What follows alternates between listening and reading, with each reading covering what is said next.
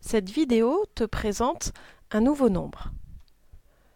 Dans l'exercice 4, nous avons calculé la longueur AC à l'aide dans le triangle DAC rectangle en D et nous avons trouvé AC au carré qui est égal à 20. 20 n'étant pas un carré parfait, pour trouver la longueur AC, on a encadré 20 par deux carrés parfaits. Et donc la valeur AC que l'on cherche, elle va être comprise entre 4 et 5. On fait donc différents essais, 4,5 au carré, on se trouve au-dessus, 4,4 au carré, on est en dessous. Donc le nombre que l'on cherche se trouve entre 4,5 et 4,4. On peut essayer 4,49 au carré, on s'en rapproche. Et là, on pourrait faire encore d'autres essais pour se rapprocher de 20, mais on ne trouvera pas de nombres décimaux ni même de nombres sous forme de fractions, dont le carré est 20. On est obligé de se contenter d'une valeur approchée. Donc on va donc ici choisir cette valeur approchée, c'est la plus proche. Et donc AC est environ égal à 4,49 cm. Dans la plupart des exercices, on se contentera d'une valeur approchée de la longueur. Ça sera largement suffisant.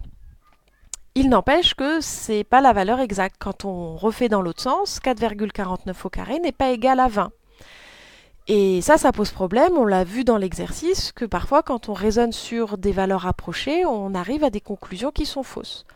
Du coup, on a besoin d'introduire une nouvelle notation pour noter la valeur exacte du nombre dont le carré est 20. Ce nombre va se noter ainsi, il se lit racine carrée de 20. Et on a bien que racine carrée de 20 au carré est égal à 20.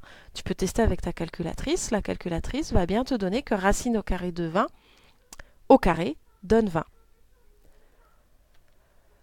Tu vas noter sur ton cahier là, ce que je viens de présenter, que faire des calculs avec des valeurs approchées mène parfois de mauvaises conclusions, et la définition de racine carrée de 20. Et les nombres, les racines carrées, tu les étudieras l'an prochain. On peut les additionner entre eux, les soustraire, les multiplier avec des règles bien particulières, mais tu les étudieras l'an prochain. Tu peux mettre pause pour prendre le temps de recopier ce cours. Cette vidéo est terminée.